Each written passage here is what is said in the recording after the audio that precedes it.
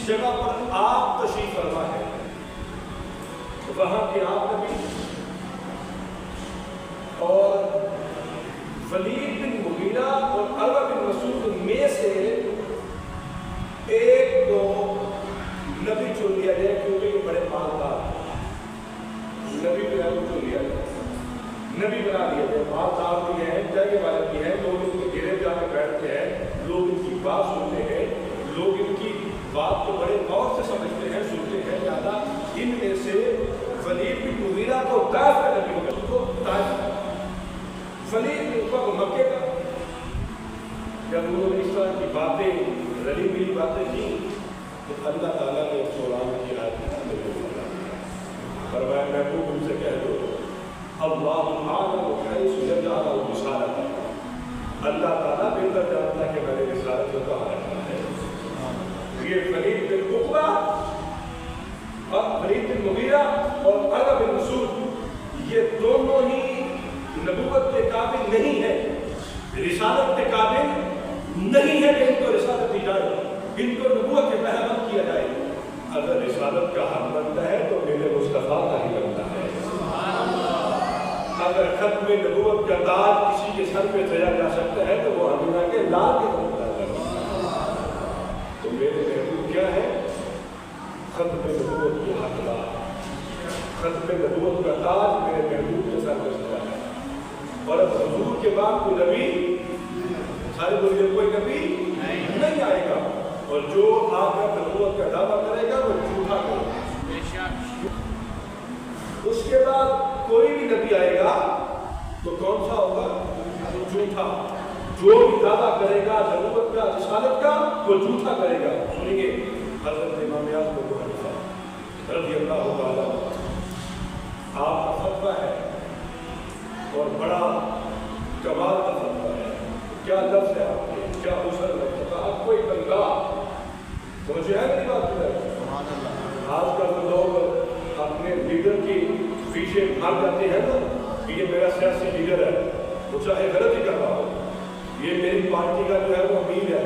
یہ میری پارٹی کا صدر ہے یہ ہمارا لیڈر ہے ہمارا وزیر اعظم دلوں کا وزیر اعظم ہے یہ فلانا ہے یہ ٹھکانا ہے وہ جو بھی کرتا ہے ہمیں قبول ہے پیچھے حال ہی میں الیکشن کے اندر یہ کہا گیا ہے اس کو ووٹ دو گے تو جنت کا ٹکٹ ملے گا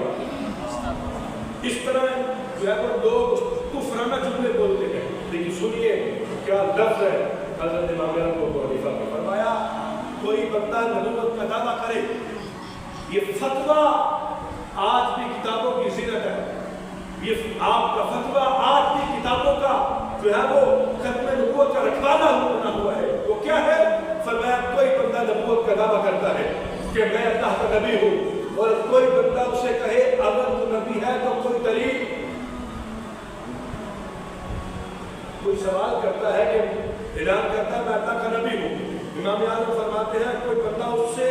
اس کی کوئی دلیل مانگے کوئی معجزہ مانگے فرمایا جب اس نے زبان سے کہہ دیا کہ تیرے نبی ہونے کا کوئی معجزہ تو فرمایا امام اعظم کا فتویٰ ہے تو بندہ معجزہ مانگنے والا فوراً کافر ہو جائے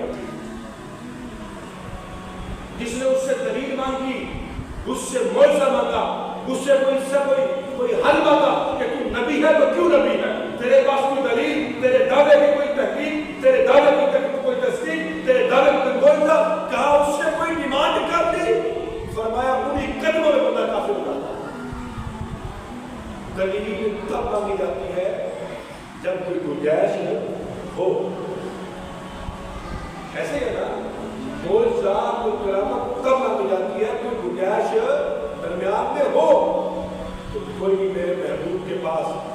بات میرے کریم آقا کے بعد کوئی نبوت کا دعویٰ کرے نبوت کا اعلان کرے کوئی بات کرے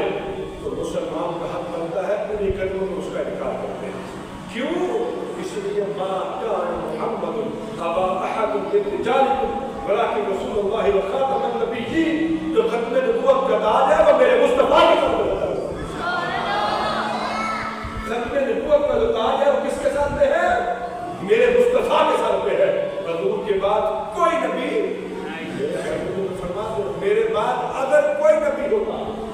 ہے نہیں فرمایا اگر کوئی نبی ہوتا تو کون ہوتا عمر ہوتا میرے بعد کوئی نبی ہوتا ہوتا تو عمر ہوتا، فاروق اعظم ہوتے. کیوں؟ ان کی رگ و لہجہ، بول چال، ان کا طرز ایمان، طرز زندگی، ادب معاشرت، شب و روز ان کا ایمان تو سارا نبیوں جیسا ہے. نبی نہیں، اگر ہوتا تو وہ لیکن میرے محبوب نے فرما دیا، فرمایا لا نبی کا بات، فرمایا میں آخر میرے بعد نبی ہو ہی نہیں سکتا. اور جو کوئی نبی مانے، جو کوئی گنجائش رکھے، جو کوئی درد دل ان کے لیے رکھے، قادیانیوں کے لیے، احمدیوں کے لیے، لاہوریوں کے لیے، وہ سمجھے کہ میں ٹھکانہ جہنم کی آگ. بغیر حساب کے جنتی، ایک ہوتا ہے بغیر حساب کے جنتی، وہ نہیں، بغیر حساب کے جہنمی. کیوں؟ کہ میرے محبوب کا سر کا تاج ہے، خیر نبوت کا، اس سے حسد کرتے ہیں.